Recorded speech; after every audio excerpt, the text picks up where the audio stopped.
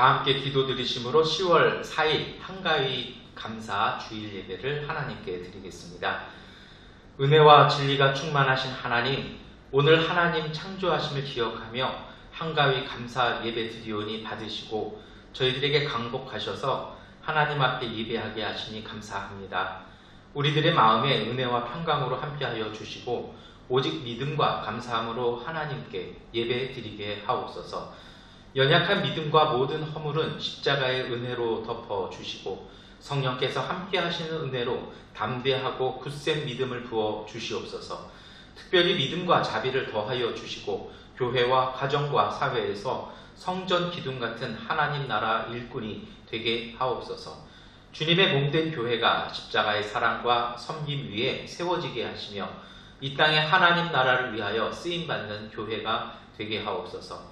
성도들의 가정마다 성령의 아름다운 열매를 거두게 하시고 날마다 말씀의 반석 위에 세운 믿음의 가정이 되게 하옵소서. 예수 그리스도의 이름으로 기도드립니다. 아멘. 나는 전능하신 아버지 하나님 천지의 창조주를 믿습니다. 나는 그의 유일하신 아들 우리 주 예수 그리스도를 믿습니다. 그는 성령으로 잉태되어 동정녀 마리아에게서 나시고 본디오 빌라도에게 고난을 받아 십자가에 못 박혀 죽으시고 장사된 지 사흘 만에 죽은 자 가운데서 다시 살아나셨으며 하늘에 오르시어 전능하신 아버지 하나님 우편에 앉아 계시다가 거기로부터 살아있는 자와 죽은 자를 심판하러 오십니다. 나는 성령을 믿으며 거룩한 공교회와 성도의 교제와 죄를 용서받는 것과 몸의 부활과 영생을 믿습니다. 아멘. 님의 성령 지금 이곳에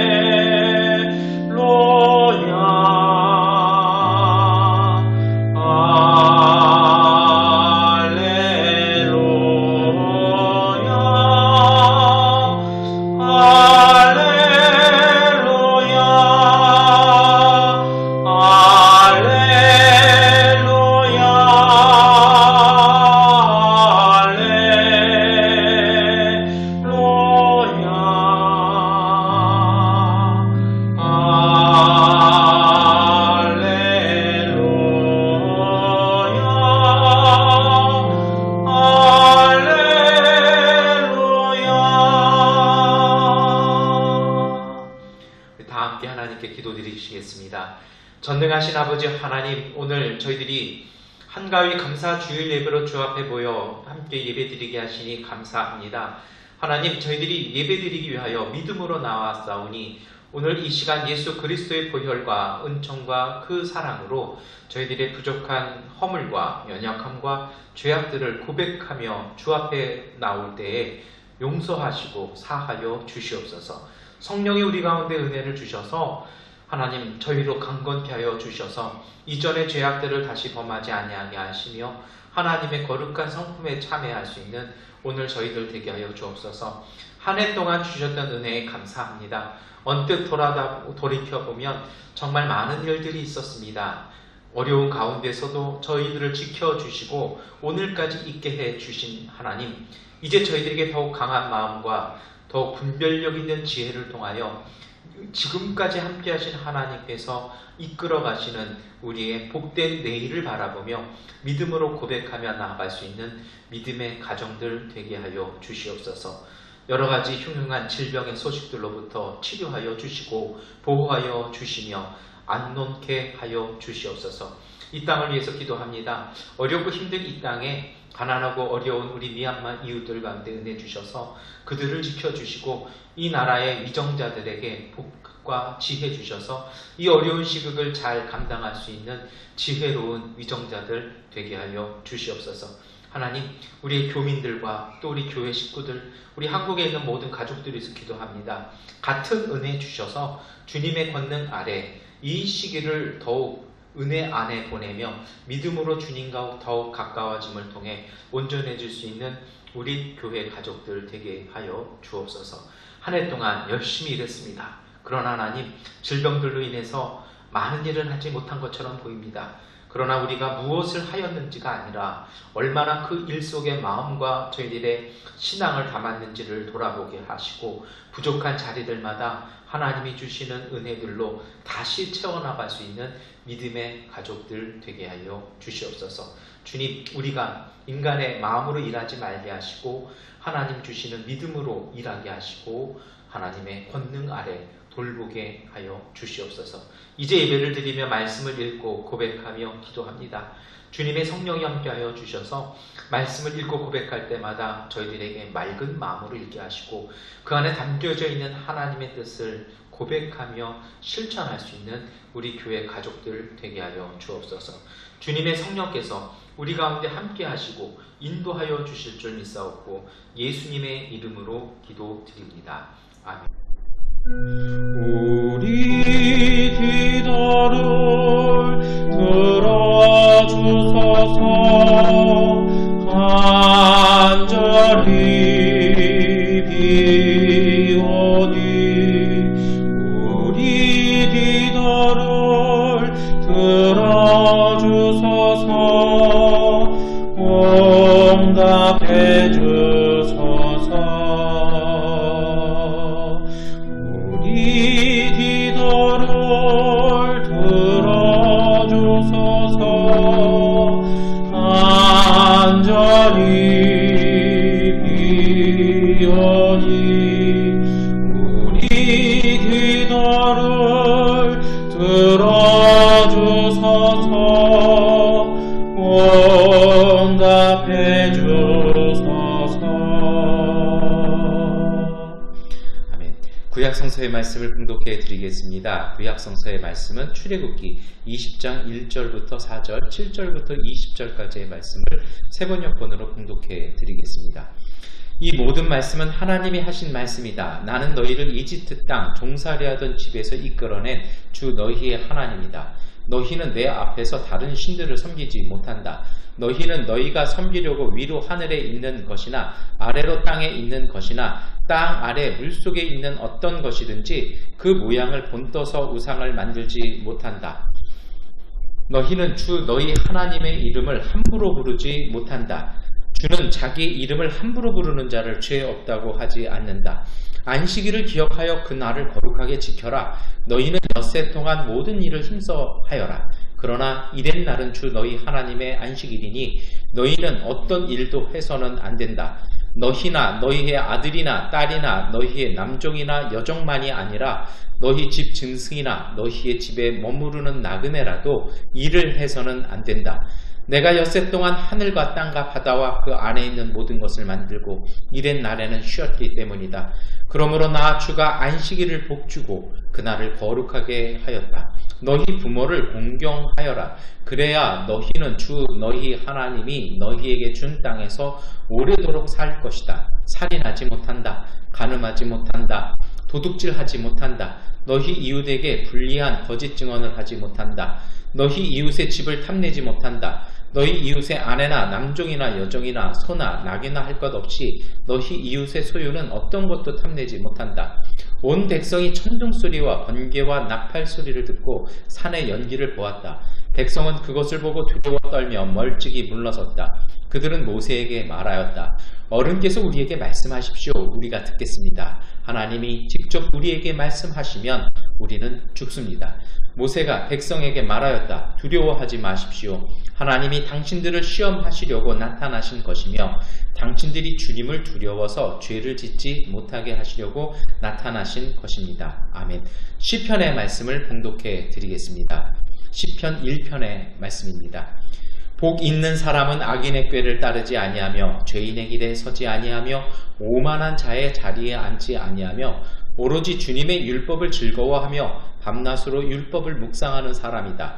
그는 시냇가에 심은 나무가 철따라 열매를 맺으며 그 잎이 시들지 아니한 같으니 하는 일마다 잘 될 것이다. 그러나 악인은 그렇지 않으니 한낮 바람에 흩날리는 쭉정이와 같다. 그러므로 악인은 심판받을 때 몸을 가누지 못하며 죄인은 의인의 모임에 참여하지 못한다.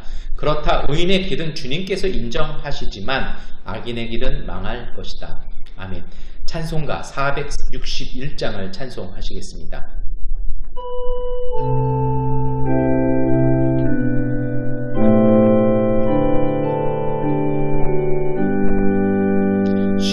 십자가를 질 수 있나 주가 물어보실 때 죽기까지 따르오리.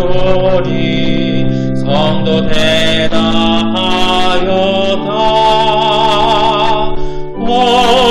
우리의 심령 조의 것이니 주님의 형사 만드소서.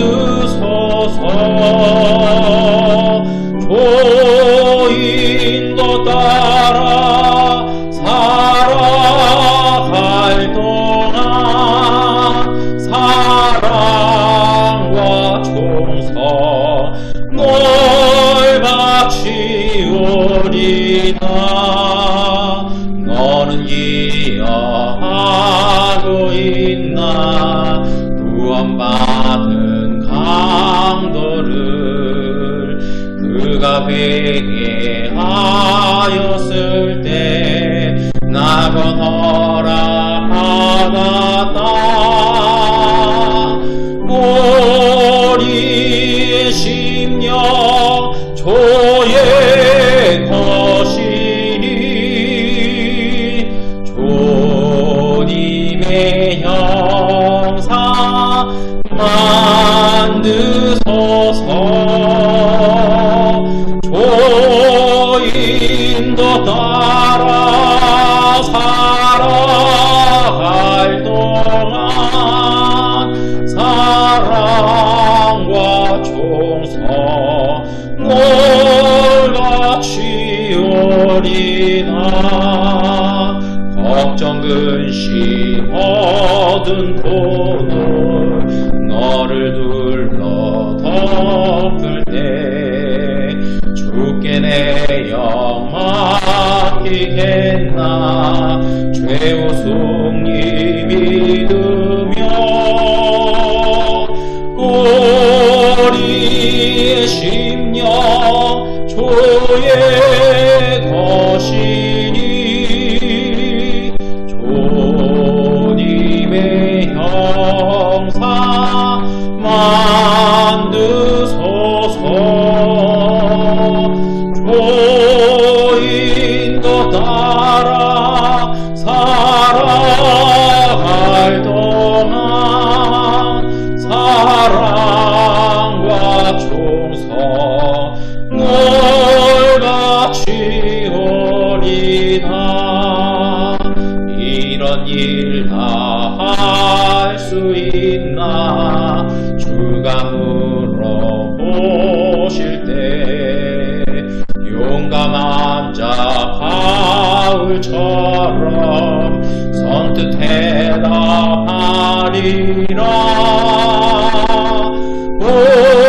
우리의 심령 조의 것이니 주님의 형상 만드소서. 주인도 따라 살아갈 동안 사랑과 충성을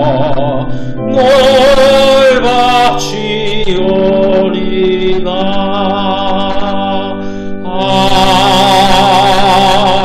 아멘.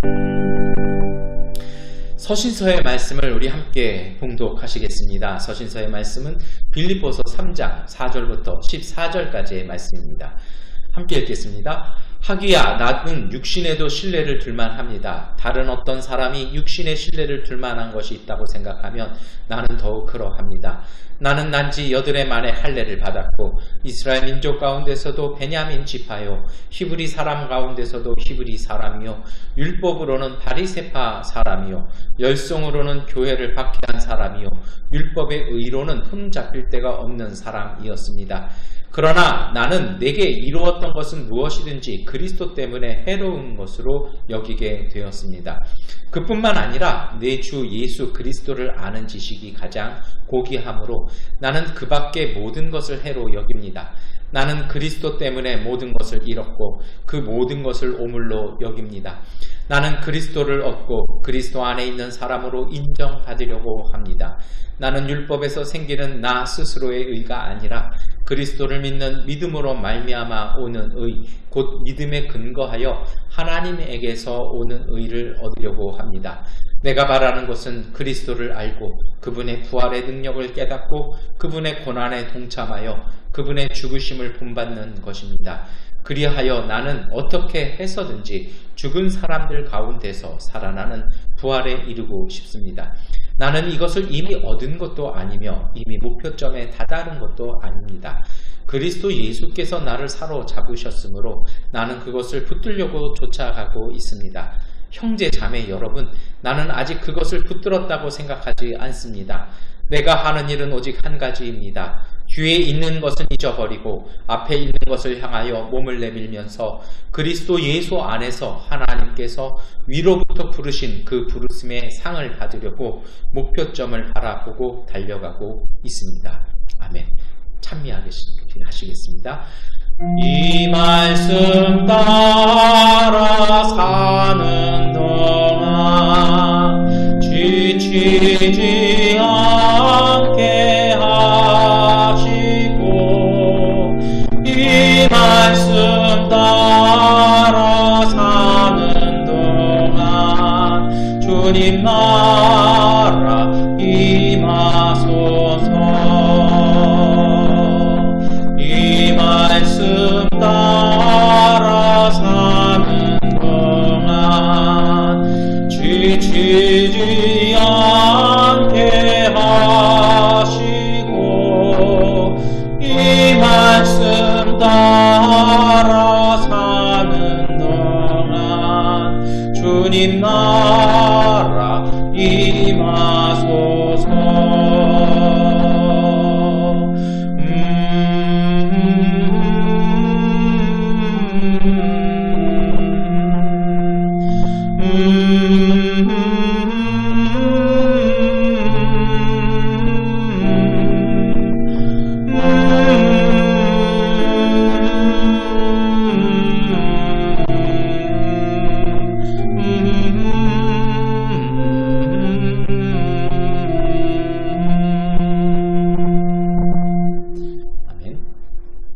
우리 함께 교제 인사 하시겠습니다. 우리 사랑합니다, 축복합니다 인사하시겠습니다. 사랑합니다, 축복합니다. 아멘. 우리 한 번 더 인사하실 때요, 우리 한가위 큰 은혜 받으시기 바랍니다. 인사하시겠습니다. 한가위 큰 은혜 받으시기 바랍니다. 아멘. 네, 우리 마지막으로 한 번 더 인사하실 때 우리 코로나19 은혜로 승리합니다. 인사하시겠습니다. 코로나19 은혜로 승리합니다. 아멘. 네, 여러분 이제 보시는 것처럼 저는 양곤에 잘 도착해서 시설격리 끝나고 이제 교회에서 자가격리하고 있습니다. 제가 양곤으로 다시 돌아올 수 있도록 많은 분들 기도해 주시고 또 함께 협력해 주셔서 감사의 인사드립니다. 네, 제가 이번 주 말씀을 이렇게 준비하면서 이렇게 말씀 10계명의 말씀 가만히 읽어보면서 그런 생각 들었습니다. 신앙인으로 산다는 게 참 쉽지는 않은 것 같아요. 그래서 언제가 가장 힘드냐면 도움 주고 다른 사람 도와주고 이렇게 뺨을 맞을 때가 가장 힘들었던 것 같습니다. 딱 드는 생각이요, 그런 게 있어요. 야, 내가 정말 목사만 아니라면, 이 교회만 아니었으면, 이런 생각이 막 불뚝불뚝 올라올 때가 있어요. 그리고서 언제까지 참아야 되나, 막 이런 생각도 사실 드는 생각이 있죠. 그런데요, 참 그래요. 그런 생각을 조금 이렇게 지그시 눌러보실 필요가 있습니다. 한쪽 뺨 맞으면 다른 쪽 뺨 둘러대라는 주님의 말씀을 기억할 때가 있습니다. 여러분, 말씀으로 산다는 게요, 참 이게 신비롭습니다. 특별히 누군지 모르고 우리가 돌려받을 수 없는 그런 사람들에게 선을 베푸는 것은 하나님의 신비가 있습니다. 제가 양곤 올 때 체험을 했습니다. 이렇게 비행기를 딱 수속을 하는데, 탑승 수속하는데요, 비행기가 이 작은 거라는 겁니다. 그런데 한국 사람은 한 15명 정도 탄다라는 겁니다. 그래서 저는 생각에 이렇게 건너 타는 줄 알았어요. 그랬더니 봤더니 그게 아니라 왼쪽 오른쪽 세 자리를 다 앉힌다라는 겁니다. 근데 저한테는 제가 수술하고서 면역력이 거의 없기 때문에 좀 위험한 거죠. 그래서 처음에 집사람이 같이 타면 집사람이 좀 미안하지만 완충제 역할을 해줘서 괜찮겠다 생각했는데, 저희 집사람 비자는 뭐 다음에 나온다 그래서 저만 오니까 위험한 겁니다. 그래서 뭐 그냥 기도하고 가야겠다 이렇게 했는데요, 수속을 하러 제 차례가 돼서 콜사인을 받고 딱 섰더니 제 앞에서 이렇게 수속했던 미얀마 청년이 수속 끝났는데 안 가는 거예요.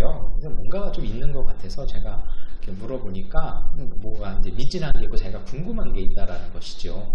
그래서 그냥 물어보라고 하고 통역을 이렇게 좀 해줬습니다. 한 10분 정도 이렇게 통역을 해주고, 그 친구가 궁금한 걸 다 해결해주고, 제가 수속을 딱 하려고 그러니까 이제 항공사 직원분이 저한테 물어보는 게, 혼자 타십니까? 네, 혼자 탑니다. 그랬더니 씩 웃으면서 하는 말이 비상 879 좌석을 주겠다라는 겁니다. 그래서 너무 고맙잖아요. 넓게 앉을 수 있잖아요. 그랬더니 이분이 이런 얘기를 합니다. 근데 손님, 앞에만 넓으신 게 아니라 뒤에 아무도 안 앉는데, 옆에 아무도 안 앉는데, 그러니까 한 자리 건너뛰고 한 분이 앉는데, 그러니까 세 자리에 2명만 앉는 거죠. 괜찮으시겠습니까? 뭐 괜찮나요? 이거는 정말 할렐루야 아닙니까? 그렇게 해가지고 제가 정말 이렇게 편안하게 또 안전하게 이렇게 왔습니다.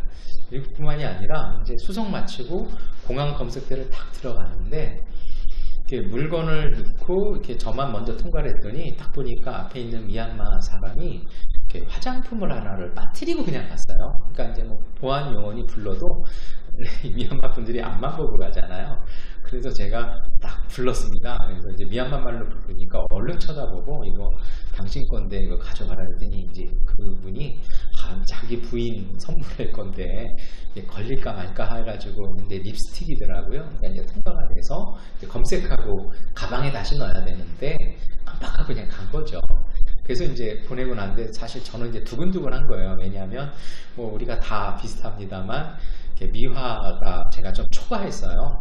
급한 자금들을 갖고 들어와야 돼서 초과가 됐고, 마스크도 한 사람한테 30개만 딱 됐는데 50개를 딱 집어넣었거든요. 그랬더니 이제 제 검색대가 되니까 딱 그 보안 요원이 이제 아무래도 가방을 열어보셔야 되겠습니다. 뭐가 좀 많습니다. 그러니까 가슴이 철렁하는 거죠. 딱 열더니 이분이 마스크가 많으신데 몇 개입니까? 그래서 솔직하게 얘기했어요. 제가 50개인데 제가 수술을 해서 면역력이 없어서 좀 더 필요합니다. 그랬더니 이분이 이 정도는 양해해 드릴 수 있으니까 가십시오. 이렇게 해서 보내면는데, 제가 이제 얼른 고맙습니다 하고 가방 닫는데 가까이 와서 조용히 하는 말이, 달러도 좀 많으시더라고요 하면서 이렇게 잘 가십시오 해가지고 통과가 이렇게 돼서 왔습니다. 제가 그때 느낀 게요, 누군가를 돕는다라는 것이 참 이렇게 하나님이 주시는 은총이 있구나라는 걸 체험을 했습니다. 여러분, 그래서 저는 그렇게 생각합니다. 우리가 출애굽기 말씀을 몇 주 읽으면서, 지난 3주간 읽으면서 우리가 더 이상 세상 방식이 살아가는 게 아니라 하나님이 주시는 양식으로 사는 사람이잖아요. 그러면 삶의 방식도 이제는 바뀌어야 된다는 겁니다. 이것이 오늘 빌립보서 3장의 사도 바울의 고백입니다. 신앙은 새롭게 살아가는 겁니다. 내가 이전에 자랑했던 것들, 의존했던 것들이 이제 필요 없게 된 것이죠. 그래서 사도 바울이 뭐라고 고백을 합니까? 빌립보서 3장 7절에 그러나 나는 내게 이루었던 것은 무엇이든지 그리스도 때문에 해로운 것으로 여기게 되었습니다 라고 고백합니다. 세번역 성경에 해롭게 되었다고 번역을 했습니다만, 그리스어 성경에서는 이것을 쓰레기라고 얘기합니다. 그러니까 버려야 할 것이라는 거죠. 더 이상 무용하게 됐다는 겁니다. 쓸모없게 됐다는 것입니다. 여러분, 이 사도 바울이 의지했던 게 뭘까요? 그는 성경을 종합해보면 유대인으로서는요, 완벽한 스펙의 완성판입니다. 정말 금수저물고 태어난 사람이죠. 혈통으로는 베냐민 지파고요. 신앙적으로는 바리새파 사람이고요. 학문적으로는 그 유명한 랍비 가말리엘의 문화생이었습니다. 그것뿐만이 아니죠. 이 사람이 열성이 있었어요. 그래서 정말 교회를 핍박하는데 앞장서지 않았습니까? 이것뿐만이 아닙니다. 날 때부터 로마 시민권을 갖고 있어서 이 사람은 전 세계를 다녀도, 그 당시에 로마의 전 세계를 다녀도 누구도 못 건드리는 사람입니다. 그러니까 유대 땅에 있으면 유대인으로서는 최고의 사람이었고, 유대의 경계를 벗어나면 로마 제국의 보호를 받을 수 있는 그런 사람이었습니다. 근데 그랬던 이 사람이 이제 뭐라고 얘기하냐면, 예수님을 만나서 이제 이런 것들이 나에게 다 쓸모가 없게 되었습니다라고 고백하는 것입니다. 이것은요, 완전히 삶이 바뀐 겁니다. 유대교가요, 그래요. 유대의 바리새파의 전통적 신앙은요, 율법의 완전한 사람이 되라는 것입니다. 그래서 할례를 받고 율법을 열심히 준수하고 수련을 하고 더 치밀하게 학습을 해야 됩니다. 이 사람들의 가치는 내가 얼마나 율법을 완벽하게 실천하느냐, 이것이 구원의 목표였고 그들의 기준이었습니다. 그런데 사도 바울이 예수님을 만나고 나서, 그가 정말 구원받고 나서 그의 생각과 그의 깨달음이 바뀌어진 것입니다. 바리새파의 구원의 조건이었던 어떤 율법 앞에 선 사람으로서의 됨됨이 출신, 성분, 율법을 얼마나 완벽하게 지켰느냐, 율법에 대한 지식이 얼마나 있는지, 그리고 그의 인품이나 교양이 얼마나 있는지, 이게 소중한 것이 아니라 이제는 바뀌었다는 겁니다. 이런 내가 무엇을 얻는 것이 아니라 이제 우리는 하나님께서 은총으로 주시고 은총으로 우리에게 선물해 주신 믿음으로 말미암아 내가 사는 것이고 구원에 이르게 된다라고 사도 바울은 신약성경 곳곳에서 하나님의 말씀을 전합니다. 여기에서 우리는요, 신앙의 그 구원에 이르는 작은 오솔길을 발견합니다. 우리 빌립보서 3장 10절의 말씀을 자막 보시고 함께 읽고 고백하겠습니다. 내가 바라는 것은 그리스도를 알고 그분의 부활의 능력을 깨닫고 그분의 고난에 동참하여 그분의 죽으심을 본받는 것입니다. 사도 바울이요, 이 사람도 텐트 메이커로 그 로마의 모든 영역을 다니면서 3번에 걸쳐서 전도하지 않습니까? 근데 이 사도 바울이 다니면서 자기가 살면서 전도하고 선교하는 모든 것들이 뭐 텐트 메이커였지만 자기의 어떤 물질적인 공급이나 그런 것이 아니라 정말 주님의 은혜로 했다는 것입니다. 이것이 사실 오늘 우리가 나눌 말씀이죠. 우리가 살아가는 것 세상과 다릅니다. 지난 3주간 살펴보았습니다. 근데 이런 것을요, 많은 분들이 좀 착각을 하세요. 이거는 어느 정도 신앙의 경지에 도달한 사람, 한 사도 바울 정도도는 돼야 이게 되지 않겠느냐. 그런데요, 사도 바울은 얘기합니다. 이게 유대교와 우리 기독교 신앙의 다른 점입니다. 예수님의 복음이 다른 게, 유대교는 율법의 완전한 경지에 이르러야 한다고 합니다. 사실 모든 종교가 그렇습니다. 불교도 뭐라고 합니까? 성불해야, 덕이 많아야, 다르마를 많이 쌓아야, 이런 얘기 우리 미얀마 불교에서도 하죠. 힌두교도 그런 얘기를 하고요. 유교에서도 공명의 도를 깨달아야, 모든 종교들이 어느 경지에 도달해야 된다라고 얘기를 합니다. 그런데 우리 예수 믿는 신앙은요, 그게 아닙니다. 빌립보서 3장 12절을 우리 함께 고백하겠습니다. 나는 이것을 이미 얻은 것도 아니며 이미 목표점에 다다른 것도 아닙니다. 그리스도 예수께서 나를 사로잡으셨으므로 나는 그것을 붙들려고 쫓아가고 있습니다. 사도 바울이 자기가 고백하는 거예요. 나는 경제에 도달하지 않았다는 겁니다. 나는 아직도 허물 많다라는 겁니다. 나는 아직도 옛날 성품 남아있지만, 다만 다른 것은 예수님께서 나를 사로잡으셨으므로 나는 그것을 붙잡고 그것에 의지하려고 노력하고 있다는 것입니다. 이것이 우리 신앙의 기준입니다. 우리가 얼마나 신앙적으로 살려고 노력하고 애쓰는지 하나님은 그것을 보신다는 것입니다. 더 정리해서 말하면요, 완전히 아니라 그리스도를 따라 사는 삶, 이것이 우리가 살아가는 삶입니다. 어떤 분이 저한테 그런 얘기 하신 적이 있습니다. 기도한다고, 성경 본다고 떡이 나옵니까? 빵이 나옵니까? 저는 솔직히 말씀드리고 싶습니다. 다 나옵니다. 그런 생각을 했어요. 사실 오늘 설교는 한가위 때, 한가위를 기도하면서 제가 말씀을 준비했는데요.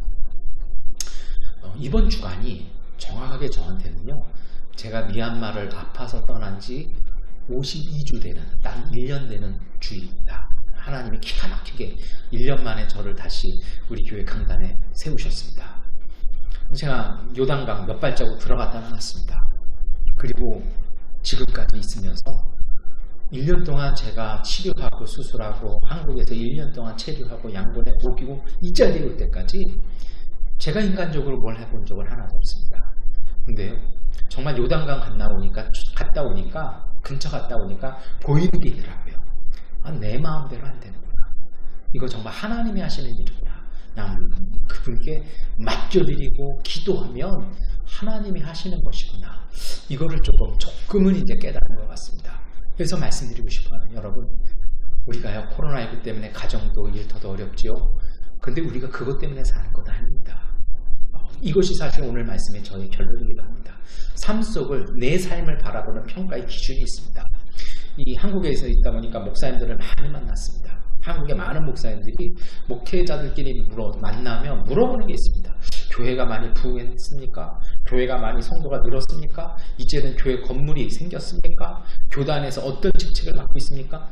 여러분, 이게 목회자를 평가하는 기준일까요?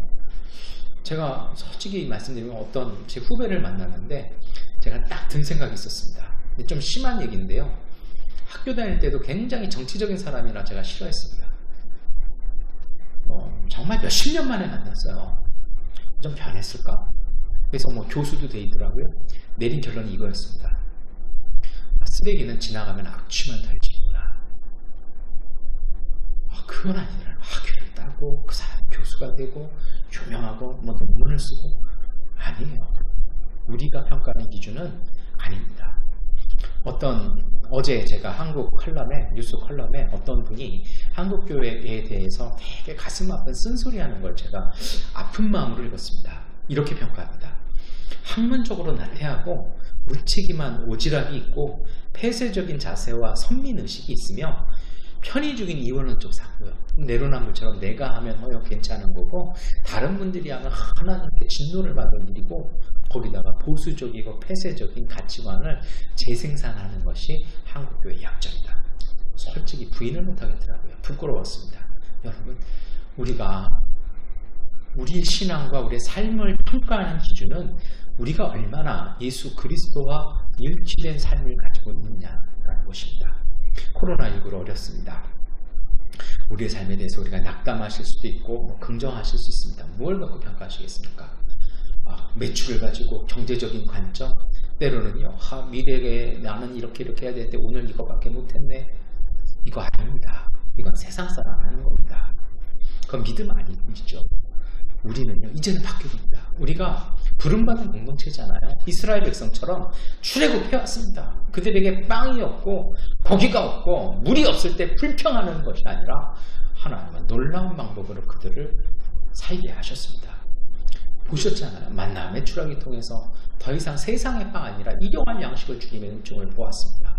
반석에서 물 솟는 걸 통해서요, 하나님의 임재를 따라가는 것이지 물 있는 오아시스 따라가는 것이 아니라는 것을 우리가 지난 2주간 살펴보았습니다. 이러한 믿음의 삶을, 이런 세상과는 조금은 다른 삶을 살아가는 것은요, 우리 자신에 대한 이해에서부터 시작됩니다. 우리는 누구인지에 대한 신앙의 정체성에 대한 고찰에서 시작된다고 볼 수 있습니다. 그래서 오늘 함께 읽으셨던 출애굽기 20장의 말씀은 10계명의 말씀을 통해서 우리가 누구인지를 하나님께서 말씀해 주십니다. 많은 분들이 10계명은 우리가 꼭 목숨 걸고 지켜야 될 법이라고 생각을 합니다. 그런데요, 이것은 법이라고 하는 건 한국 성경에만 돼 있고 토라라는 말은요, 사실은 그냥 법이 아닙니다. 따뜻한 격려, 따뜻한 위로, 교훈 이렇게 번역될 수 있습니다. 그런 관점으로 10계명을 보면 좀 많은 걸 다른 게 읽어낼 수 있죠. 10계명은 하나님께서 이집트 노예였던 사람들에게 주신 말씀이었습니다. 그래서 출애굽기 20장 2절은 나는 너희를 이집트 땅 종살이하던 집에서 이끌어낸 주 너희의 하나님이다 라고 말씀하십니다. 제가 우리 교회 성경 공부 시간에 이런 말씀 드린 적이 있습니다. 유대인의 10계명과 우리의 10계명이 좀 다릅니다. 유대인들은요, 이 2절의 말씀이 1계명입니다. 우리를 이집트 땅 종살이하던 집에서 끌어내신 하나님, 이게 1계명입니다. 우리는 이걸 딱 빼고요, 개신교와 카톨릭은 이제 2계명, 3계명을 이렇게 정리를 해서 다시 10계명으로 맞추죠. 근데요, 유대인들이 왜 히브리 성서는 왜 이것을 일계명처럼 딱 두냐면요, 이런 뜻입니다. 이 말씀은요, 너희가 노예였으나 지금은 자유인이다.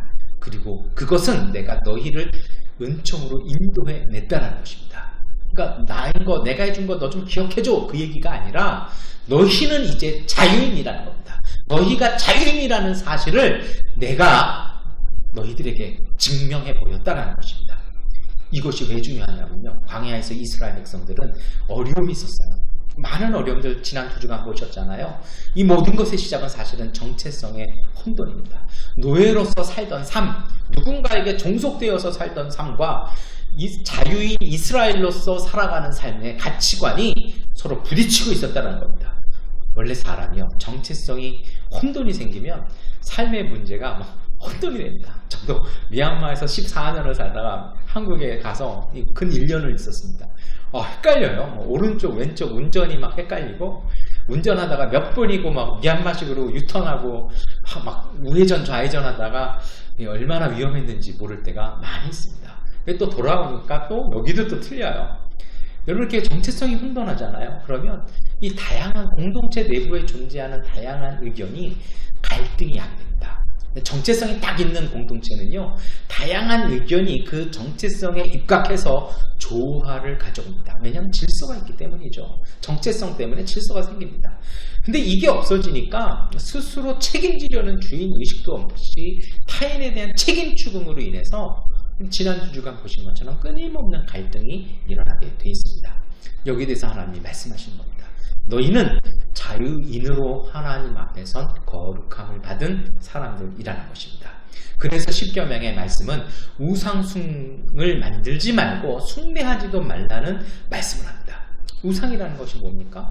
하나의 권력입니다. 이스라엘을 종속시킬 권력은 아무것도 없다는 겁니다. 황제도 없습니다. 왕도 없고 다른 신의 이름으로도 신성의 이름으로 거룩한 이름으로 너희들을 뭔가를 올가미 씌울 것은 아무것도 없다는 겁니다. 나 외에는 없다는 겁니다. 그러나 그러한 하나님마저도 이스라엘 향해서 사랑과 자비로 함께하고 계시다는 겁니다. 근데 여러분, 참 사람의 역설이 뭔지 아십니까? 지배자나 종속되는 것이 없으면 굉장히 두려워요. 편안할 것 같잖아요. 참 의외인 게요, 특히 한국분들에게, 정말 열심히 사셨던 한국분들에게 자유시간을 딱 주고 아무도 안 보니까 쉬십시오. 그럼 굉장히 힘들어하세요. 뭔가를 막 해야 된다고 생각합니다. 우리가요, 쉼에 약한 민족이에요. 너무 가난해서 그렇죠. 근데 여러분, 그거는 건강한 건 아닙니다. 스스로 쉴 수 있는, 아무도 보지 않을 때 내 삶을 충분히 안식할 수 있는 게 있어야 되는 거죠. 우상은요, 그 반대의 경우가 생깁니다. 그 두려움 때문에 없는 것을 만들어 놓고 스스로 제한을 딱 쳐놓습니다. 몇 주 전에 제가 분수 얘기를 2주 연속 해드린 적이 있습니다. 그때 제가 말씀드렸잖아요. 그 분수는 누가 정한 거냐고요. 그 분수가 바로 우상입니다. 왜 그렇게 살아요? 할 수 있잖아요. 다른 종교들, 불교, 힌두교, 유교 다 그 테두리를 딱 정해놓고 이 신분을 벗어나면 안 된다라고 얘기합니다. 그 신분 안에 멈춰있는 것이 덕이고 그것이 멈춰있는 것이 다르마라고 얘기를 합니다. 그것이 바로 카스트 제도의 기본이기도 합니다. 근데 성경만은 벗어나라고 얘기합니다. 우리가 하나님 자녀 되는 거잖아요. 종되었던 사람들이 자유인 되는 것입니다. 주인 하나님 나라의 하늘 권세를 가지고 살아가는 사람으로 살라고 성경은 우리에게 자유를 선언합니다. 이어서 하나님의 이 10가지의 우리를 향한 말씀은 안식일을 기억하여 거룩하게 지키라고 말씀합니다. 안식일을 지키는 건요, 쉼을 갖는다는 겁니다. 근데 여러분, 쉼을 짓는 건 쉽지 않습니다. 지금도 공휴일 하나 딱 지정하려면 대통령도 함부로 못하잖아요. 이것은 법의 기초에서 만들어냈잖아요. 기업에 이렇게 묶여있는 분들은 기업 오너의 눈치를, 이렇게 CEO들의 눈치를 다 파야 합니다. 쉽지 않잖아요. 근데 이것은요, 하나님께서 보장해 주셨다는 겁니다. 그러니까 다시 말해서요, 그 조직의 우두머리 자체도, 그래서 그 출애굽기와 신명기 말씀 보면 하나님 말씀하세요. 너희 집안에 있는 종이나 이웃이나 나그네나 소와 모든 생명이 있는 것은 휴게 해라. 누구의 눈치도 보지 못하는 하나님의 거룩한 명령으로서 쉼을 가지라는 것입니다. 이 안식은 유흥이 아닙니다. 제가 가끔 많이 속상한 것이 양곤에서 크리스마스 예배 딱 드리면 많이들 안 오세요. 전날 하도 크리스마스 파티 가서 술 이렇게 한 잔, 두 잔 하셔서 냄새 난다고 안 오시는 분, 못 깨서 못 오시는 분 많아요. 솔직히 제가 좀 화가 납니다. 크리스마스가 술 마시고 노는 날 아니잖아요. 근데 뭐 세상 사람이야 모르고 한다고 하지만 왜 믿는 분들이 그날을 유흥으로 보내십니까? 되게 좀 안타까운 생각이 있습니다. 하나님 주신 안식은 노는 날이 아니라 생명을 회복하는 날입니다. 가족과 함께 하나님과 더불어서 이웃과 더불어서 이 생명을 회복하는 시간입니다. 하나님 말씀하시죠. 안식일을 지키면 내가 너희를 거룩하게 해준다. 하나님이 우리를 깨끗하게 만들어주시는 그 시간이고 은총으로 나가는 자리라는 겁니다. 이것이 바로 참된 자유가 주는 능력입니다. 이어서 이 십계명의 말씀들은 하나님의 이름을 망령되이 일컫지 말라고 얘기하죠. 하나님의 이름 함부로 부르지 말라는 겁니다. 하나님을 거짓 증인으로 내세우지 말라는 겁니다. 이거 어떻게 지켜야 될까요? 이걸 지키기 위해서는요, 우리가 정말 진실되고 성실되게 살아야 됩니다. 굳이 하나님의 이름 들먹이지 않아도 될 정도로 누가 봐도 저 사람은 진실되고 정말 저 사람은 성실되게 살았다라고 우리가 열심히 살아야 되는 것이죠. 그것이 자유 이스라엘이 갖고 있는 삶의 자세였습니다. 누구에게도 속박되지 않고 누구의 눈치도 보지 않습니다.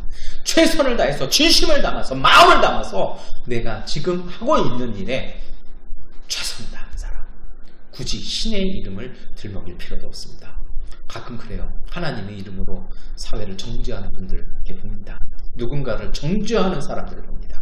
예수님께서 맞닥뜨리셨습니다. 가늠한 여인 데려다 놓고 어떻게 할 거냐고 물어보는 그들에게 예수님은 조용히 글을 쓰시죠. 그리고 말씀하십니다. 너희 중에 죄 없는 자가 쳐라. 하나둘씩 고민하다 다졌습니다. 올 때는 세기등등했던 사람들이 정말 이 여인을 죽이는 것이 하나님의 뜻이냐라는 것이죠. 물어볼 때 아무도 대답 못했다는 겁니다. 가끔은 목사님들한테 또 제 자신에게 묻고 싶은 것이 겁니다. 정말 하나님이 그렇게 하라고 시키셨습니까? 여기에 대해서 우리는 겸허한 자세로 삶을 살아가는 것이 하나님의 이름을 망령되이 일컫지 않는 것일 것입니다. 이러한 사람들이 사는 삶은 이어지는 계명으로 이어집니다. 그것이 바로 5계명으로부터 이어지죠. 부모 공경과 살인하지 말라는 말씀으로 이어집니다. 이 말씀이 어떤 뜻이냐면요, 부모 공경을 효라는 개념으로 보시면 안 됩니다. 장유유서 이런 개념이 아니에요. 근데 뭐 어디 한국에 있는 어떤 대형교회에서 이걸 가지고 뭐 대학도 만드는 거 그런 걸 봤는데요. 그건 유교 얘기입니다. 유교 얘기를 왜 성경에다 갖다 붙이는지 전 이해가 안 됩니다. 이 부모 공경의 얘기는 이런 겁니다. 이 십계명의 말씀을 받고 듣는 사람들이 누굽니까? 청장년들이었습니다. 그럼 이 사람들의 부모님은요, 노년층입니다. 근데 광야에서 고대 근동 사회에서는 이 노인 계층은 노동력이 없는 계층입니다. 이 노동력이 조금 없는 분들은요, 그 당시에 식량을 배분할 때 나중에 줍니다. 우선은 일할 수 있는 사람. 예전에 우리도 조선시대 때 끊임없이 가까운 70년대까지만 해도 우리 한국이 배고팠잖아요. 60년대, 70년대 배고팠습니다. 저는 겪지는 않았습니다만 저희 부모님들이나 어른들한테 어릴 때만 해도 보릿고개 얘기, 춘고기 얘기 많이 듣고 살았습니다. 축은 목피 정말 자주 듣던 말인데 이제는 사라졌습니다. 근데 그 당시에 밥을 먹을 때 보면요, 그 집의 가장들은 밥을 2배를 줍니다. 왜요? 먹고 나가서 일해야 이 사람이 양식 갖고 온 겁니다. 노인분들, 아이들 음식을 덜 줘. 식량 배급의 기준이 달라지는 겁니다. 근데 하나님 뭐라고 얘기하는 겁니까? 그 사람들 노동력 없다고 소외시키지 말라는 겁니다. 그 사람들이 노동력이 없고 힘도 없기 때문에 오히려 그 사람들을 챙겨주라는 겁니다. 그 당시에 고대 근동의 삶의 질서나 삶의 방식에 보면 이거는 말도 안 되는 일이었습니다. 부모 공경은요, 장유유서의 개념이 아니라 약자를 위한 보호였습니다. 이것 때문에 살인, 사람의 생명에 대한 존중까지도 이어진 겁니다. 인간에 대한 존중이 이어지는 것입니다. 그렇게 되다 보니까요, 이것이 이루어지기 위해서는 이웃에 대해서 보호해야 되죠. 그래서 남의 가정을 지켜줘야 되고요. 다른 가정의 물건을 지켜줘야 했습니다. 그래서 그것이 바로 간음하지 말라, 도둑질하지 말라, 거짓 증언하지 말라는 금지 명령으로 이어진 겁니다. 다시 말해서 이 모두는요, 약자를 보호하라는 하나님의 말씀으로 압축되는 것입니다. 마지막에 하나님은요, 내 이웃 것을 탐내지 말라고 말씀합니다. 이웃의 것을 탐내지 말라는요, 책임 있는 삶을 살아가는 겁니다. 왜 내 이웃의 것을 탐낼까요? 그건 비교의식입니다. 여러분, 진정한 가난은 비교에서 시작되어집니다. 이게 잘 이해가 안 되시면 백설공주를 다시 읽어보시면 이해 잘 되실 겁니다. 당신보다 백설공주가 더 예쁩니다라는 이 말 한마디에 왕비는 악마로 돌변하기 시작합니다. 아, 우리 가정 이만하면 괜찮은데 옆에 가정 보고, 옆에 가정이 타는 차를 보고, 옆에 가정의 아이들이 다니는 학교를 보고, 그 사람들이 입는 옷과 내 옷을 비교해보면 그때부터 불행해진 겁니다. 신앙은 비교하는 것이 아니라 감사하는 것입니다. 비교하지 마십시오. 비교하지 아니하고 내가 최선을 다하는 삶에 대해서 감사하고 성실한 노력으로 살라는 말씀이죠.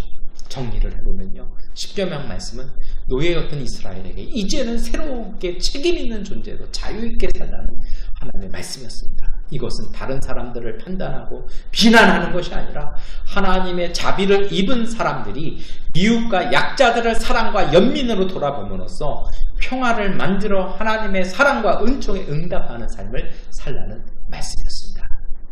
다시 말해서요, 약탈해서 경제를 풍요롭게 하고 땅에 넓게 갖고 그러면 너희가 영원히 잘 살 것이다가 아니라요, 바보스럽게 음식을 나눠주고 연약한 사람들을 보호해주고 힘없는 이웃들을 지켜주면 하나님께서 너희를 복되게 해서 이 땅에서 오래도록 행복하게 살 것이라는 겁니다. 삶을 살아가는 방식이 다릅니다. 근데 오늘 우리가 이게 잘 안 되는 것 같아요. 우리도 그래요. 가끔 은행 잔고 보고, 이 금고에 있는 캐시 보고, 잔고의 숫자를 보고 낙담하시기도 하고 하기도 합니다. 여러분, 이젠 이걸 벗어나시기를 바랍니다. 이게 좀 어렵잖아요. 사실 말씀도 드립니다만 어려운 겁니다. 이게 어떻게 가능할까요? 구약 성경은, 하나님의 말씀은 이것이 어떻게 가능한 것인지를 끊임없이 말씀합니다. 이것은 놀라운 신비입니다. 신비를 말로 설명하는 건 어렵습니다. 잘 안 되시는 분, 제가 요새는 제가 당당하게 얘기할 수 있습니다. 제 1년간의 삶을 보십시오. 언젠가 다시 대면하셔서 제가 이렇게 할 때 한번 저는 간증하고 싶어요. 제가 1년을 어떻게 살아남았는지. 정말 하나님이 놀라운 은혜로 채워주십니다. 그런데요, 여기에는 우리가 꼭 해야 될 것이 있습니다. 그것이 저는 우리가 함께 읽었던 시편 1편의 말씀이라고 생각합니다. 우리 한번 다시 같은 마음으로 시편 1편의 말씀을 함께 읽겠습니다. 복 있는 사람은 악인의 꾀를 따르지 아니하며 죄인의 길에 서지 아니하며 오만한 자의 자리에 앉지 아니하며 오로지 주님의 율법을 즐거워하며 밤낮으로 율법을 묵상하는 사람이다. 그는 시냇가에 심은 나무가 철따라 열매를 맺으며 그 잎이 시들지 아니함 같으니 하는 일마다 잘 될 것이다. 그러나 악인은 그렇지 않으니 한낱 바람에 흩날리는 쭉정이와 같다. 그러므로 악인은 심판받을 때에 몸을 가누지 못하며 죄인은 의인의 모임에 참여하지 못한다. 그렇다. 의인의 길은 주님께서 인정하시지만 악인의 길은 망할 것이다. 저는 이렇게 생각해요. 출애굽기와 신명기에 나오는 십계명과 이 레위기에 나오는 말씀은 딱 한 다음에 이 시편 1편은 이것을 어떻게 살아가는 방법을 알려주는 겁니다. 그리고 시편 2편부터는 그것을 살아갔던 사람들의 고백과 그들의 기도와 그들의 지혜를, 믿음의 통로들을 고백하는 것이 시편입니다. 중요한 건 뭐냐면요, 시편 1편 2절에 나옵니다. 오로지 주님의 율법을 즐거워하며 밤낮으로 율법을 묵상하는 사람이다. 무슨 것입니까?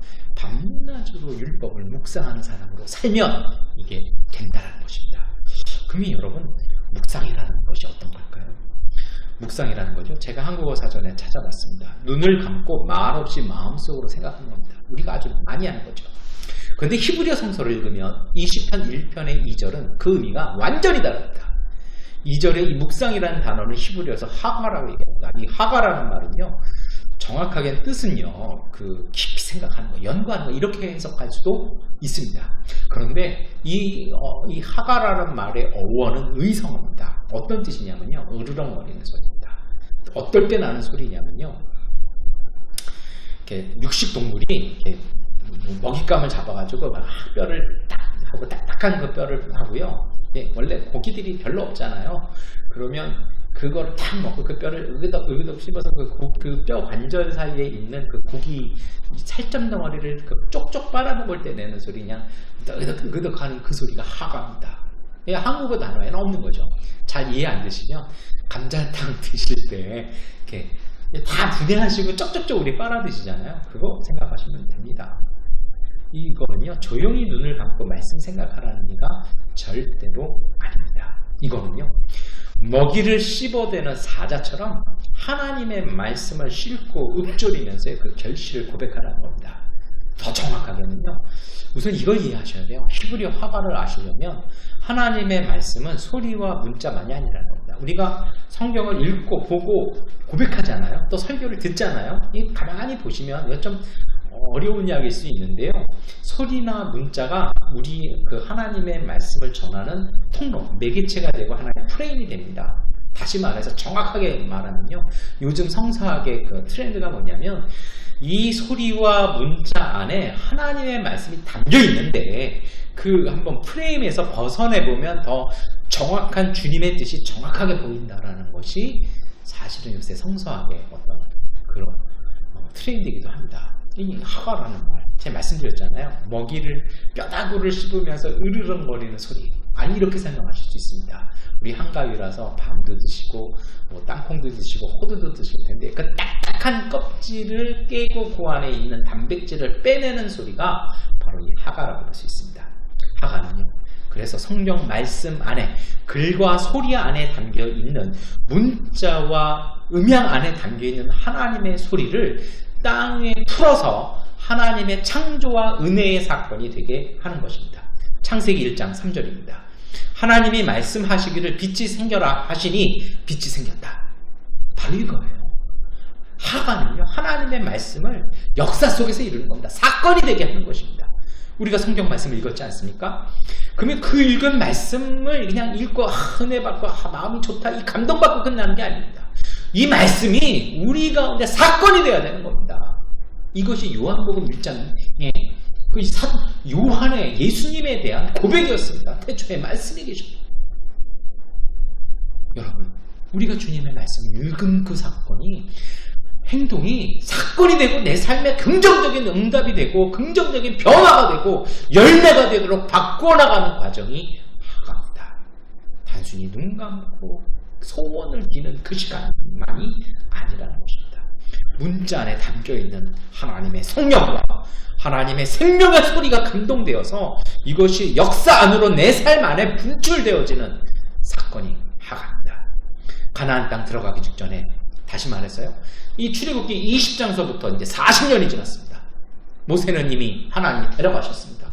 모세의 후계자인 여호수아에게 하나님이 오셔서 말씀하십니다. 여호수아 1장 8절의 말씀입니다. 우리 함께 읽겠습니다. 이 율법책을 내 입에서 떠나지 말게 하며 주야로 그것을 묵상하여 그 안에 기록된 대로 다 지켜 행하라. 그리하면 내 길이 평탄하게 될 것이며 내가 형통하리라. 시편 1편의 말씀과 동일하지 않습니까? 전승사적으로 보면요, 이것이 고대 이스라엘부터, 광야 이스라엘부터 끊임없이 조상들로부터 어떻게 하나님의 말씀을 가지고 이 이민족들 틈에서 호시탐탐 못 보는 전쟁이 끊이지 않는 가나안 땅에서 하나님의 평화 가운데 샬롬으로 살 것이냐라는 것에 대한 대답이었다는 것입니다. 하나님이 가나안 땅 들어가기 전에 이 말씀을 주시는 거죠. 세번역 성경은 여기에서 묵상을 공부하여 성실껏 실천하라 이렇게 번역합니다만 뜻이 조금은 부족합니다. 여러분, 이것이 바로 말씀을 가지고 가나안 땅에 들어간 핵심 사항이었던 겁니다. 하가는요, 그래서요, 정확하게 얘기하면 주도권을 내려놓는 것입니다. 주도권을 내려놓는 것은 판단하는 것을 내려놓는 것입니다. 하나님께 맡기는 것입니다. 하나님의 말씀 앞에서 하나님의 임재를 경험하는 겁니다. 그래서 하나님의 뜻을 아는 겁니다. 하나님의 마음을 알게 되는 것이죠. 그것을 알기에 내가 움켜쥐고 있던 주도권, 실망하고 싶고 포기하고 싶고 좌절하고 싶었던 모든 것을 내려놓는 것입니다. 사실 이것 때문에 한국어 성경은 묵상이라고 번역하는 것입니다. 내주하시는 성령의 이끄심을 따라 그리스도와 연합되는 사건입니다. 이것은 이례적인 것이 아닙니다. 그리스도의 말씀이 우리의 자아에, 우리의 마음과 내면 속에, 영혼 속에요, 지속적인 자극을 통해서 끊임없이 우리를 계속해서 변화시켜가는 과정입니다. 로마서 1장 17절은 그러므로 믿음은 들음에서 나며 들음은 그리스도를 전하는 말씀에서 비롯됩니다라고 사도 바울이 우리에게 말씀합니다. 이것을 지난 4주간 출애굽기를 함께 말씀을 나누면서 시작을 했습니다. 여러분, 이것은요, 정리하면 성경의 말씀을 통해서 우리 내면에 말씀하시는 성령의 말씀을 듣는 것입니다. 하나님의 말씀은 살아있고 역사하시고 운행하십니다. 그것을요, 우리가 그 깊이까지 들어가는 것을 얘기합니다. 그래서 이것을 갖기 위해서는 사실 특별한 장소가 필요합니다. 유대인들은 이것을 성전이라고 생각을 했습니다. 그러나 예수님은 이것을 골방의 자리라고 말씀합니다. 내가 있는 곳, 보잘것없지만 그곳에서 말씀을 품고 있는 곳, 그곳이 바로 골방일 것입니다. 이것은요, 믿음이 필요하고요, 인내가 필요합니다. 그래서 욥기 37장 2절과 5절은 하나님의 음성, 곧 그의 입에서 나오는 말씀 소리를 똑똑히 들으라. 하나님은 놀라운 음성을 내시며 우리가 헤아릴 수 없는 큰 일을 행하시느냐라고 말씀합니다. 여러분, 지금 우리가 굉장히 어려운 상황에 있습니다. 지금까지 이랬던 적이 없었어요. 그런데요, 여기에 여러분, 우리가 자꾸 신경 쓰시고 집중하셔야 될 것은 우리의 힘이나 내가 무엇을 할 수 있을까, 이게 아니라 하나님께서 우리를 통해서 무엇을 하시는가가 중요합니다. 우리가 할 수 있는 일 말고요, 내가 생각하는 것 말고요, 하나님이 나에게 무엇을 시키시고 어떻게 인도하시는 것인가를 거기에 집중하는 것이 필요할 것입니다. 그래서 이 하가라는 말의 참된 의미는요, 하나님의 임재를 경험하는 겁니다. 그리스도와 사귐 속에서 성령 안에 거하는 것일 것입니다. 그래서 이것은요, 딱딱한 말씀, 정말 소리와 글에 닫혀있는 말씀을요, 쭈글거리는 그 집중과 그 믿음으로요, 소리로 녹여내어서 하나님의 생명을 이성과 감정 가운데 풀어내는 것입니다. 유대 바리새주의는 실패했습니다. 왜냐하면 불려놨습니다. 그냥 웅얼거리고서 읽기만 한 것입니다. 내가 무엇을 하는 것이 아니라 그 말씀에 나를 맡기는 것입니다. 여러분, 돛담배가 항해를 할 때 돛은요, 그냥 바람을 받기만 하는 겁니다. 우리 스스로 나가는 배가 아닌 것이죠. 지금 현대의 배는 나갑니다만 정말 우리가 가져야 될 자세는요, 돛담배처럼요, 하나님이 불어주시는 것을 그저 받는 것입니다. 그래서 내가 할 수 있는 것이 아니라 주님이 하시는 것에 우리 자신을 맡기는 것입니다. 자신의 생각의 주도권을 하나님의 말씀에 넘겨드리는 과정입니다. 그래서 이것은 내면과 자아의 변화를 갖고 옵니다. 영원히 바뀌는 것입니다. 그 전까지는 상황에 지배를 받아서 불안하고 두렵습니다. 광야 가운데서 어떻게 살아야 되고 어떻게 문을 찾아야 될지 몰랐다라면 이제는 주님이 이끄시는 소리를 듣고 그리로 가는 것입니다. 하나님의 통치에 순종하는 자아인 것입니다. 상황과 감정에서 해방되고 나니까 비로소 하나님의 나라를 보게 되는 것입니다. 이것이 바로 주야로 하가하는 것의 핵심입니다. 기록된 말씀과 성령의 소리와 우리의 영혼을 그 중심을 일치시키는 것입니다. 이렇게 될 때 우리의 깊은 마음속, 우리의 깊은 영혼 속에서 탄식이 나오는 것입니다. 그것이 우리 한국교회 전통에 따르면 때로는 주여라고도 나오고 아버지, 때로는 하나님 하면서 나오기도 합니다. 마음의 중심을 통해서 짧은 말들이지만 우리의 소리가 하나님의 성령이 우리의 소리를 통해서 고백되는 것입니다. 우리가 뭘 할 수 있을까요? 어떻게 해야 될까요? 먼저 중요한 것은 우리 자신에 대한 신뢰를 갖는 것이 중요합니다. 여러분, 십계명은요, 이것을 지키려는 사람들에게 주시는 하나님의 약속의 은총이었습니다. 그래서 참된 하가의 목적은 하나님의 마음을 아는 것이었습니다. 그래서요, 깨달은 만큼만 실천하시고 거기에 감사하십시오. 결과는 주님이 알아서 하시는 것입니다. 그래서요, 하나님 앞에 감사한 사람은 비로소 선한 양심으로 하나님을 찾아가는 것입니다. 한비아 씨가 유명한 책 한 권을 썼습니다. 지도 밖으로 행군한다라는 책을 썼는데요. 여기에 작은 그 부제를 붙여놨습니다. 아는 만큼 보이고 알면 사랑하고 사랑하면 실천한다라고 되어 있습니다. 이 사실은 중세 어떤 유명한 수도원의 기도 구절이었습니다. 라틴어 구절이었는데요. 이분이 카톨릭 신자라 여기에 좀 익숙했던 것 같습니다. 하나님의 마음을 알게 될 때 하나님이 주시는 평화가 우리를 온전하게 만들어 주십니다. 그리고 우리를 가운데 임재하신 그 평화가 우리를 이웃으로 섬기게 하는 것입니다. 여러분, 하나님의 마음을 안다는 것은 하나님의 주권을 믿는 것입니다. 하나님의 주권 안에 담겨있는 하나님의 자비와 생명의 힘 있는 것입니다. 그래서 이 하가는 완성이 아니라 진행의 형태입니다. 사도 바울이 고백합니다. 우리 한번 같이 읽겠습니다. 빌립보서 3장 12절부터 14절의 말씀입니다. 나는 이것을 이미 얻은 것도 아니며 이미 목표점에 다다른 것도 아닙니다. 그리스도 예수께서 나를 사로잡으셨으므로 나는 그것을 붙들려고 쫓아가고 있습니다. 형제 자매 여러분, 나는 아직 그것을 붙들었다고 생각하지 않습니다. 내가 하는 일은 오직 한 가지입니다. 뒤에 있는 것은 잊어버리고 앞에 있는 것을 향하여 몸을 내밀면서 그리스도 예수 안에서 하나님께서 위로부터 부르신 그 부르심의 상을 받으려고 목표점을 바라보고 달려가고 있습니다.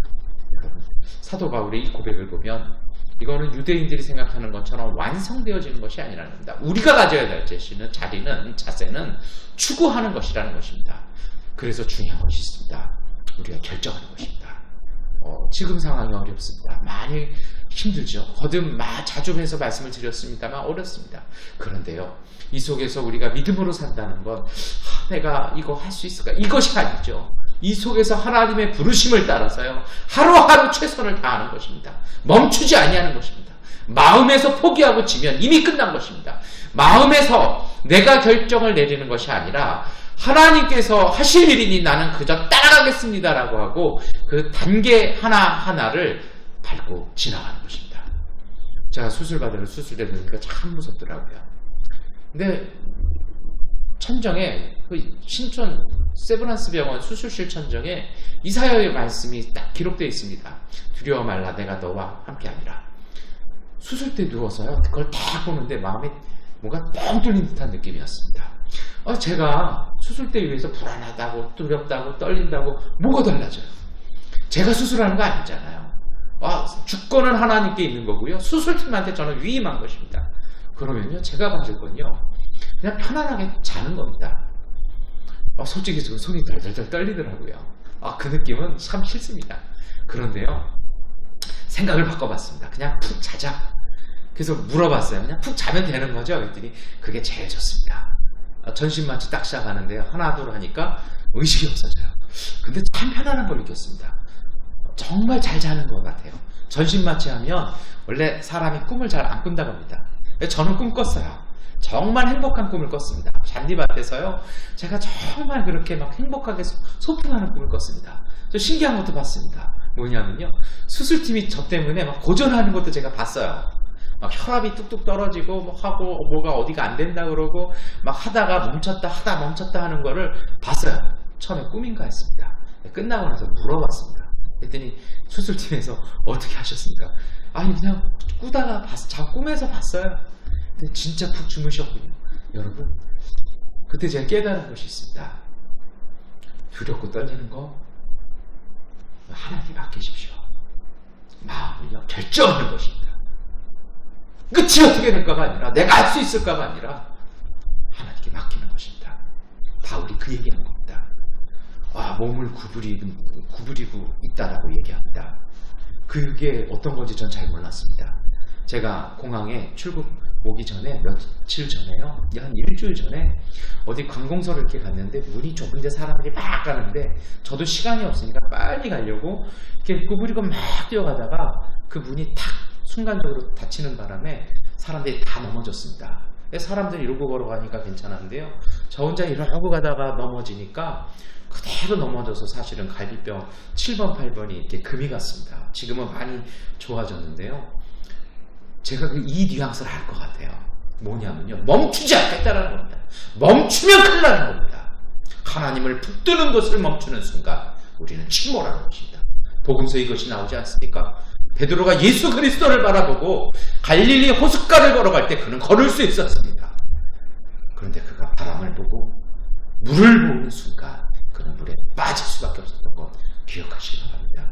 사도 바울이요, 앞에 있는 것을 향하여 몸을 내밀면서 그리스도 예수 안에서 하나님께서 위로부터 부르신 그 부르심의 상을 받으려고 목표점을 바라보고 달려가고 있습니다. 우리가 바라볼 것은 결과가 아니라 하나님께서 계신 자리를 보고 가는 것입니다. 호렙산에서 물을 얻었던 모세를 기억하시기 바랍니다. 그가 봐야 했던 것은 물이 있는 자리가 아니라 하나님께서 서 계신 자리였습니다. 이것은요, 완성이 아니라 말씀드립니다만 노력입니다.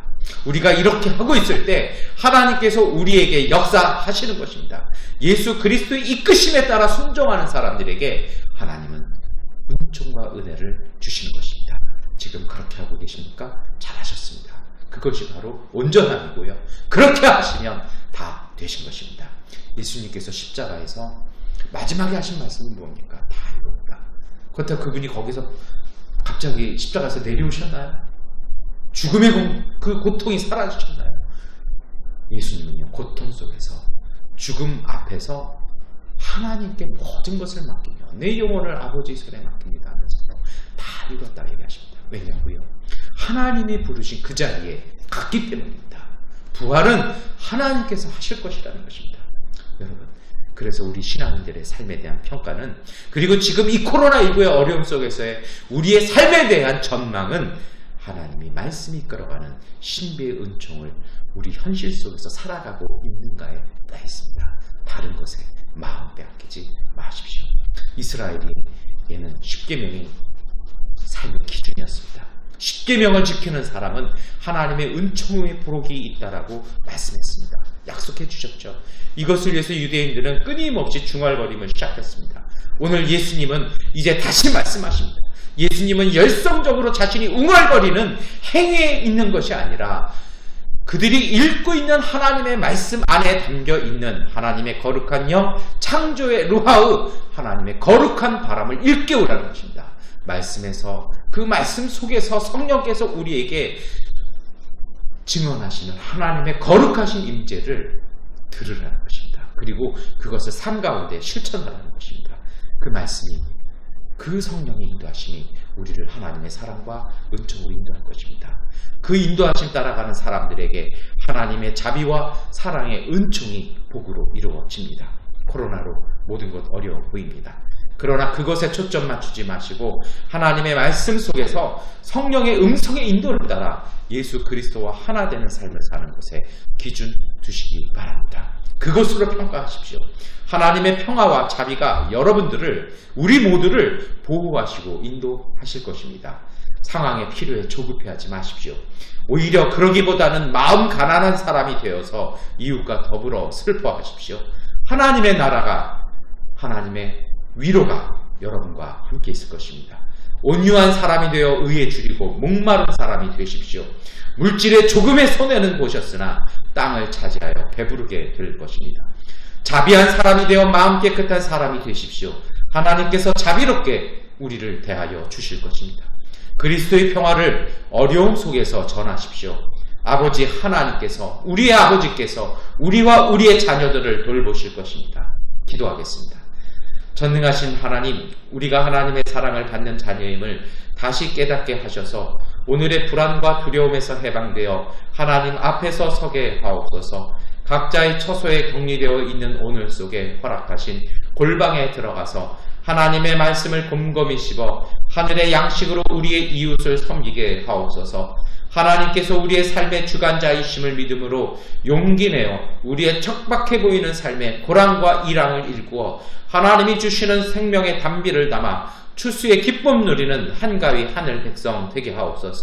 전능하신 아버지 하나님, 오늘 우리로 하여금 근심하게 하고 마음을 걱정하게 하며 마음속의 모든 믿음과 모든 신앙을 짓누르는 모든 악한 것들은 떠나가게 하여 주시옵시고 하나님의 거룩한 성령과 우리 주 예수 그리스도의 보혈의 은총이 우리를 보호하시고 안위하여 주셔서 담대함으로 세상 가운데 나가 승리하는 믿음의 사람 되게 하옵소서.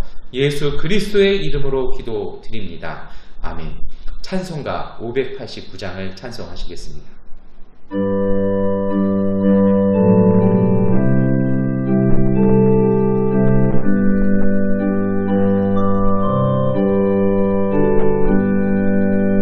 넓은 돌에 익은 법시 황금 물결 비치며 어디든지 태양 빛에 향기 진동하도다. 모로 익은 저곡식은 낯을 기다리는데 내가 지나가기 전에 어서 조소합시다. 조소할 것 많은데 일꾼 매우 적으니 열심히 있는 일꾼도를 조여 보내줘소서. 모로 익은 저곡식은 낯을 기다리는데 내가 지나가기 전에 어서 조소합시다.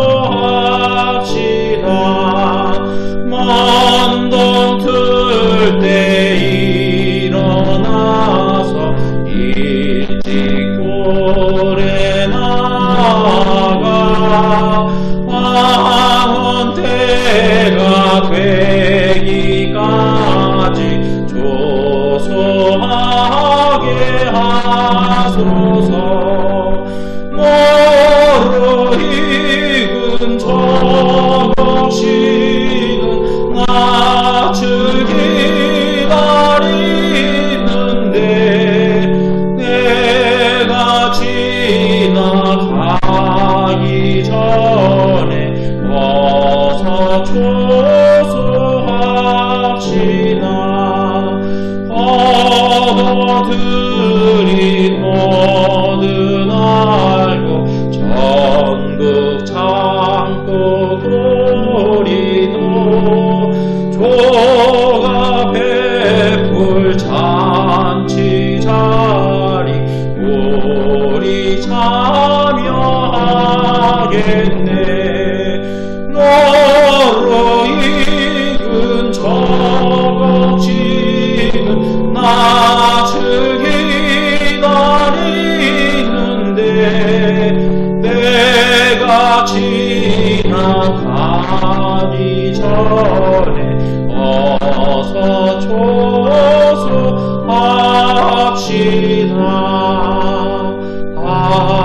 아멘. 교회 소식 말씀드리겠습니다. 우리 기간 말씀과 기도로 정말 말씀의 능력을 체험하는 그런 기간 되시기를 바랍니다. 우리 온라인 예배 위해서 수고해 주신 분들께 감사 인사드립니다. 몇 가지 광고 말씀 드리면 교회는 우리 교회 가족분 중에 한 분이 섬겨주셔서 코로나 방역을 이렇게 하고 있습니다. 그러니까 오실 수 있으면 오셔서 기도하시는 것도 안심하고 오셔서 기도하시는 것도 좋을 것 같습니다. 저는 지금 제가 교회 시설 정립 마치고 왔기 때문에 그 교회에서 지금은 이렇게 우선 자가격리 하고 있는데요. 똑같이 진행을 합니다. 새벽 예배는 5시 30분에 있고요. 그리고 제가 기도하는 시간은 11시 30분, 그리고 저녁 8시 30분부터 이렇게 기도가 시작됩니다. 그래서 기도 제목 주시면 같은 마음으로 저도 열심히 기도하겠습니다. 우리 다 함께 이제 주기도문성 찬송하시겠습니다. 하늘에 계신 아버지 이름 거룩하사 조림 나라 임하시고 도시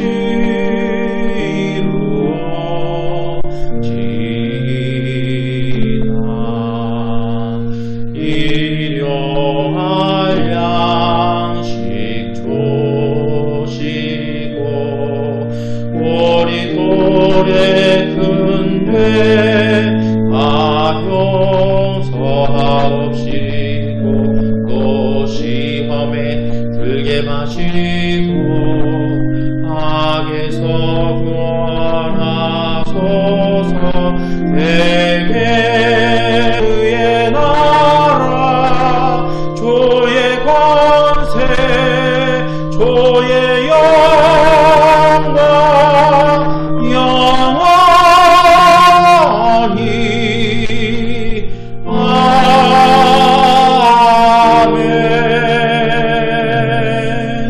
아멘. 지금은 우리 주 예수 그리스도의 은혜와 아버지 하나님의 극진하신 사랑하심과 보혜사 성령님의 위로와 인도하심이 하나님의 말씀 앞에서 주님의 음성을 들음으로 믿음으로 생명과 평화의 길을 걸어나가며 하나님의 자비를 이웃에게 전하기로 결단하는 미얀마 한인연합교회 가족들 가운데 넘치도록 함께 하시기를 간절히 축원하옵나이다. 아멘.